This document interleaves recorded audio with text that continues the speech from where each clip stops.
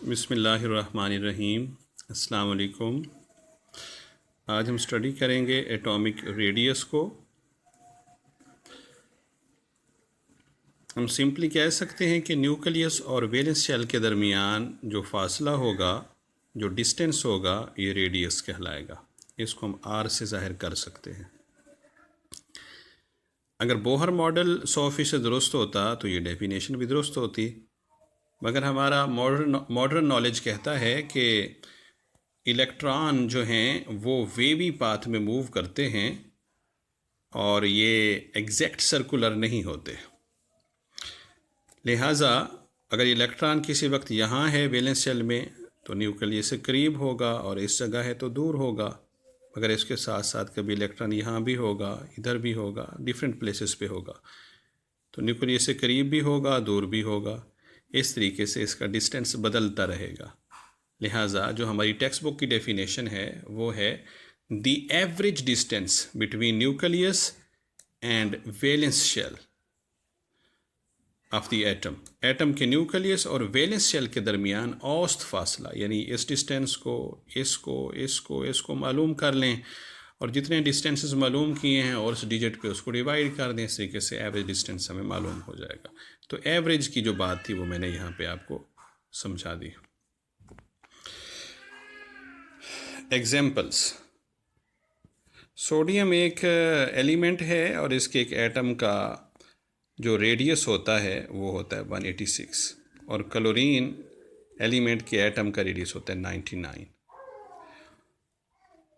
क्योंकि ये साइज़ में बहुत छोटा है इसलिए इनकी यूनिट्स नैनोमीटर, एंगस्ट्रॉम और पीकोमीटर में ली जाती है और यहाँ पे भी हम पीकोमीटर में ये वैल्यूज़ ले रहे हैं। 186 पीकोमीटर सोडियम का रेडियस और 99 पीकोमीटर ये है क्लोरीन का रेडियस।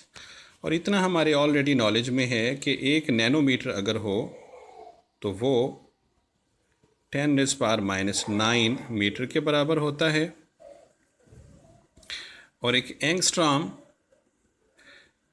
10⁻⁻10 मीटर के बराबर होता है और एक पिकोमीटर 10⁻12 मीटर के बराबर होता है। कैसे इनको प्रैक्टिकली मेजर किया जाता है तो ये हम एक्स रे डायफ्रैक्शन के ज़रिए से, इसको XRD भी कह सकते हैं, एक्स रेज डायफ्रैक्शन, या स्पेक्ट्रोस्कोपिक टेक्निक्स के ज़रिए से हम एटम के रेडियस को प्रैक्टिकली मालूम कर सकते हैं।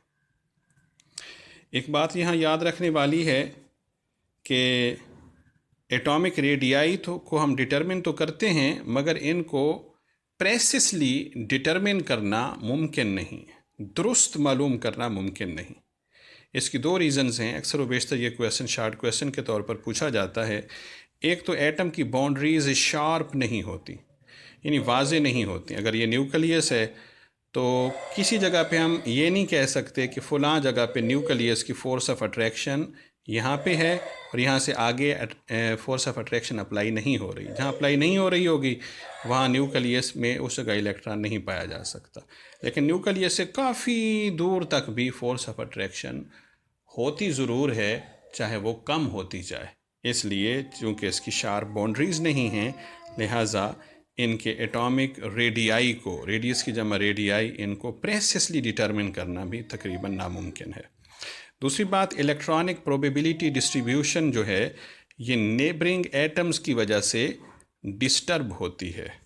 मिसाल के तौर पर एक मॉलिक्यूल है हमारे पास HF, दूसरा मॉलिक्यूल है हमारे पास HCl, तीसरा मॉलिक्यूल है हमारे पास HBr और इसी तरीके से एक है हमारे पास H2।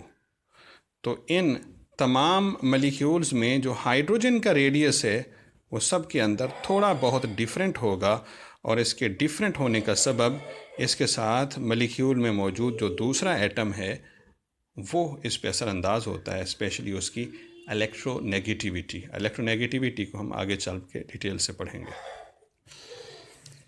Factors affecting atomic radii. Atom के रेडियाई पे या एटम्स के रेडियाई पे असरअंदाज होने वाले अवामिल, ये 4 हैं। एक नंबर ऑफ़ शेल्स, भी एक एटम है हाइड्रोजन जिसका एक शेल है, दूसरा है लिथियम जिसके 2 शेल हैं।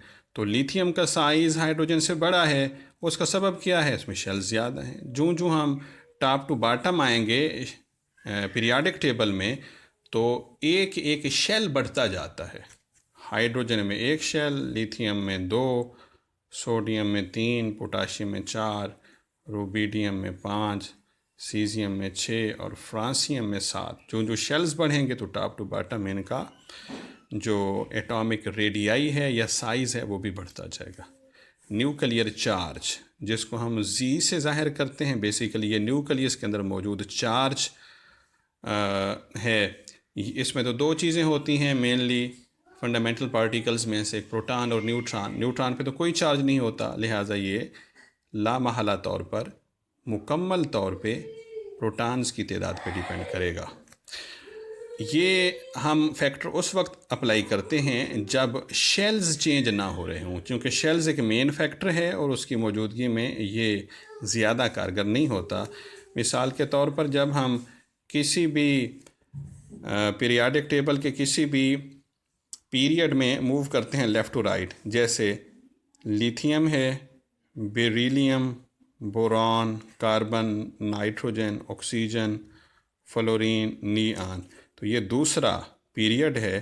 तो लेफ़्ट टू राइट मूव करते हुए इनके एटॉमिक रेडियाई डिक्रीज़ करते जाते हैं, क्योंकि इन सब में शेल जो है, शेल्स 2 हैं। पहला शेल पेनल्टीनेट शेल है और दूसरा शेल वैलेंस शेल है। तो शेल सब में 2 ही हैं। तो इसमें प्रोटॉन्स 3 हैं, इसमें 4 हैं, इसमें 5, 6, 7, 8, 9, 10। इसमें 3 प्रोटॉन दूसरे ऑर्बिट को अट्रैक्ट कर रहे हैं, इसमें 4, इसमें 5, और जो जो हम लेफ़्ट टू राइट मूव करेंगे प्रोटॉन्स बढ़ते जा रहे हैं। तो ज़्यादा प्रोटॉन होंगे, ज़्यादा न्यूक्लियर चार्ज होगा, तो वो सेंटर की तरफ फोर्सफुली खींचेंगे शेल को, लिहाजा वो श्रिंक होता जाएगा। इसका मतलब है कि जितना न्यूक्लियर चार्ज ज़्यादा होगा उतना एटॉमिक साइज़ क्या होगा? कम होगा, या एटॉमिक रेडियस कम होगा। और जितने शेल ज़्यादा होंगे उतने जो होंगे एटॉमिक रेडियस वो भी बड़ा होता जाएगा। इसी तरीके से एक फैक्टर है इसमें शील्डिंग इफ़ेक्ट। शील्डिंग इफ़ेक्ट क्या है? ये है कि एक न्यूक्लियस है और उसके बाहर ये पहला ऑर्बिट है जिसमें 2 इलेक्ट्रॉन हैं, दूसरे में हमारे पास 8 हो गए। इस तरीके से इसके गिर्द तीसरा ऑर्बिट है, फिर चौथा ऑर्बिट आएगा, फिर 5वां एंड सो ऑन। इस तरीके से वैलेंस शेल और न्यूक्लियस, इनके दरमियान जो फोर्स ऑफ अट्रैक्शन है, डेफिनेटली न्यूक्लियस की फोर्स ऑफ अट्रैक्शन पहले शेल, दूसरे एंड सो ऑन सबके इलेक्ट्रॉन्स पे अप्लाई हो रही है, और वैलेंस शेल के लिए इसकी अट्रैक्शन कम बचेगी। न्यूक्लियस की फोर्स ऑफ अट्रैक्शन का वैलेंस शेल के इलेक्ट्रॉन्स पे कम हो जाना इनर वेनिंग इलेक्ट्रॉन्स के सबब या इंटरलाइंग इलेक्ट्रॉन्स के सबब न्यूक्लियस और वैलेंस शेल के दरमियान इलेक्ट्रॉन्स के हायल हो जाने की वजह से फोर्स ऑफ अट्रैक्शन का कम हो जाना, ये शील्डिंग इफ़ेक्ट कहलाता है।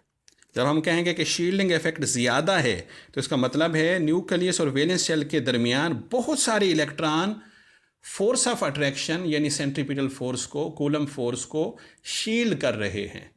Greater the shielding effect means nucleus attracts the valence shell electrons weekly.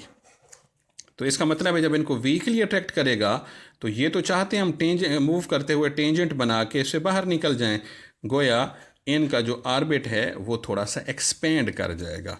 जो जो शील्डिंग इफेक्ट बढ़ेगा एटॉमिक रेडियस भी बढ़ता चला जाएगा। नेचर ऑफ ऑर्बिटॉल्स, इनको हम पेनिट्रेशन पावर ऑफ ऑर्बिटॉल्स का नाम भी देते हैं।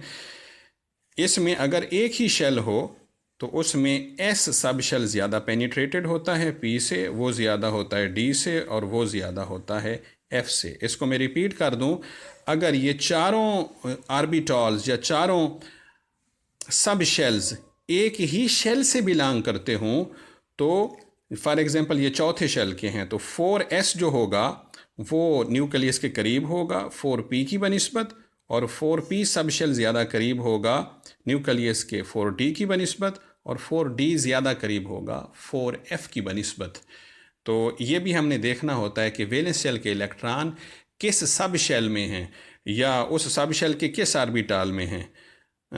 तो ऑर्बिटल तो इनको ज़्यादा यहाँ पे अपना मैग्नेटिक फील्ड की गैर मौजूदगी में चूँकि ये डिजेनरेट होते हैं, लिहाजा उनकी तरफ ज़्यादा जाने की हाजत नहीं होती। तो सब शेल्स की बुनियाद पे ही हम इनको परख सकते हैं। जो ज़्यादा न्यूक्लियस के करीब होगा वैलेंस शेल का सब शेल इलेक्ट्रॉन रखने वाला, वो उतना न्यूक्लियस के करीब होने के सबब शेल्स को डिक्रीज़ भी कर देता है।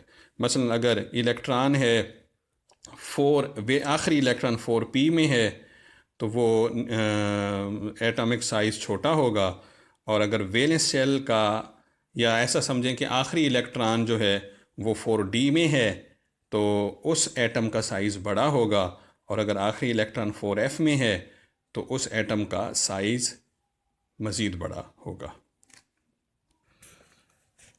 इस चैप्टर के कुछ टॉपिक्स के अंदर ये पीरियाडिक ट्रेंड का ये जो हिस्सा है ये आप अक्सर व बेशतर देखेंगे। Periodic trend, in periodic table के अंदर ट्रेंड किया है, top to bottom atomic radii increase करती हैं।